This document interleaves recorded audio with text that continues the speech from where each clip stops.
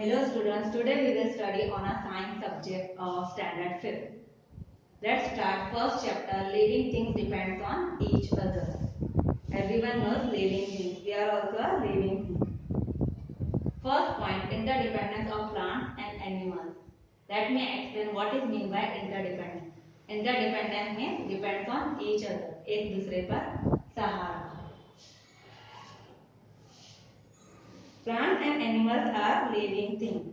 They depend on each other for many of their needs. Yes, plants and animals both are living things. They depend on each other for their needs. They need one another for survival, as one cannot survive without the other. If there is no plant, animals can't survive, and if there is no animal, plant can't survive. So both are necessary for their needs. Then animal depends on plants for food. How animal depends on plants for food? Let's see. Some animals eat only plants, and this type of animals called herbivores. However, all herbivores do not eat same kinds of plants. For example, a rabbit eats carrot, a parrot eats chili, a butterfly feeds on nectar. Nectar means it is a liquid made by flower of a plant. It is sweet because it has a sugar in it. Plants make nectar to attract a pollinating animal. Okay. Herbivores directly depends on plants for food. Then next, tiger, lion, snake and leopard are carnivores. How they are carnivores? Because they eat only animals and are therefore indirectly dependent on plants for food by eating animals that are herbivores. Next is omnivorous. Omnivorous depends on both plants and animals. We see that herbivorous animals only eat plants. And next is carnivorous. Carnivorous animals eat only animals. And omnivorous, they eat both plants and animals for their food. Women means deer, crow, peacock, sparrow and cat are some example of omnivorous. We eat both animals also and plants also. Like that, deer, crow, peacock also eat plants and animals. Next is animals depends on plants for shelter. Shelter, it is a place to stay. Plants provide shelters to make many kinds of animals. For example, monkey, squirrel, leopard and birds live on trees. We see in the garden there is so many squirrels which live on a trees or plant. Bees and other snakes also live on trees. Yes, we obviously see around us. Big animals such as elephants and deer take shelter under a big tree. Thus, plants are a home to a large number of big and small animals. Next, do plants depend on animals? Let's see. Just like animals, plants do need animals to survive. Yes, plants depend on animals for carbon dioxide. Here is given, plant depends on animals for carbon dioxide. See in this picture, when animals breathe out, they give out carbon dioxide and plants use carbon dioxide for making their food. If there were no animals, plants would not get any carbon dioxide and would die. Next, plants depend on animals for pollination. What is mean by pollination? Pollination means the transfer of pollen so that plants can make their seed. Let's see how it is possible. Many flowering plants are dependent on animals like birds and insects such as hummingbird, bee and butterfly to produce a seed. These animals are called pollinators.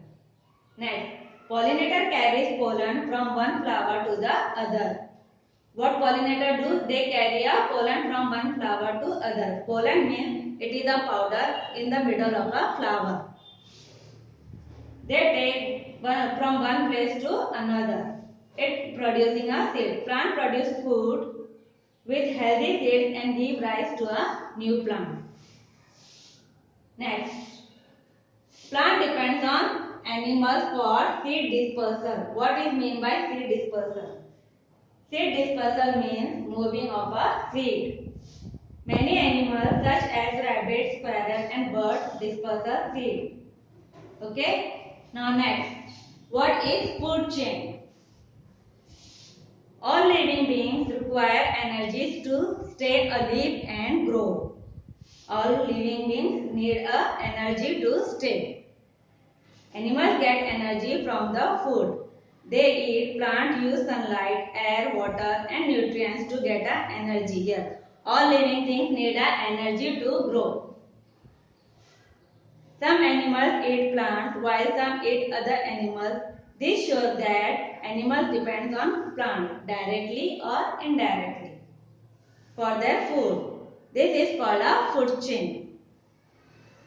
A food chain is a series of living things found in a region showing how each living thing depends on other for food. Each member in a particular food chain is a food for the next member. I will show in a next picture. Okay. It also shows how nutrients and energy are passed from creature to creature.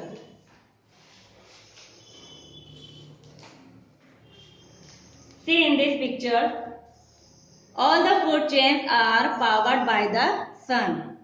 Sun is the primary source of energy in a food chain as it helps plants to make a food.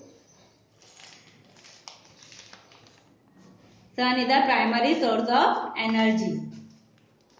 Plants use sunlight from the sun, carbon dioxide from the air and water from the soil to make their food. Thus plants are called a producer and are the first member of the simple food chain. The animals are called the consumers. This is because they cannot make their food themselves and consume plants and other animals. This type of animal is called a consumer. Remember also, a food chain always begins with a plant because it is called a producer, followed by the animals that eat plants, herbivorous consumers, also known as the primary consumers. See in the next picture. A food chain always begins with a plant and it is called a producer, followed by the animals that eat plants, herbivorous consumers, also known as the primary consumers, and then the animals that eat other animals and it is called a secondary consumers or a carnivorous also. Next, a simple food chain could begin with a grass which is eaten by a sheep. Then the sheep is eaten by a lion. See here other example also. Grass is eaten by a grasshopper, grasshopper eaten by a frog, frog eaten by a snake and snake is eaten by a owl. Actually there is even more in a above food chain. When the owl dies, it remains turned into a nutrient. See in this picture, when the owl dies, it remains turned into the nutrients which get mixed into the soil. These nutrients with the sunlight, air and water cause the grass to grow. It is a full circle of life and energy.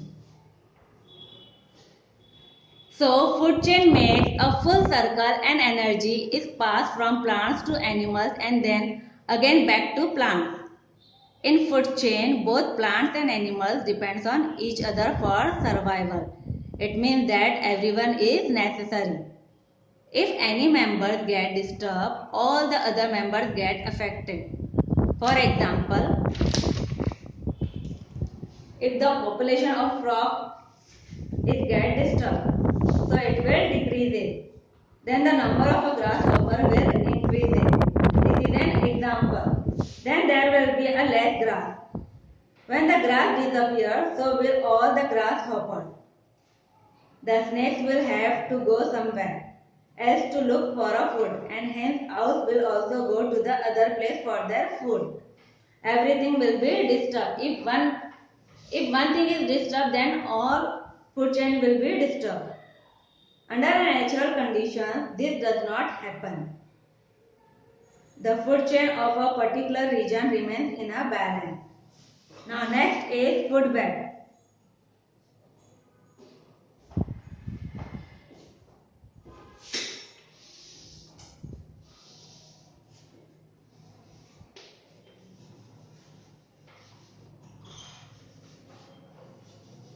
Let's see what is meant by food web.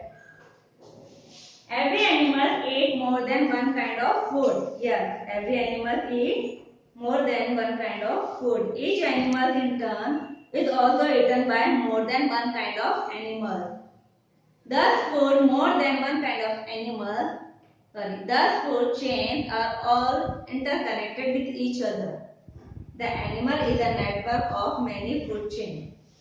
This is called a food web. I will explain you again what is meant by food web. Every animal eat more than one kind of food. Every animal eat more than one kind of food. Each animal in turn is also eaten by more than one kind of animal. Thus, food chain are all interconnected. The result is network of many food chain called a food web.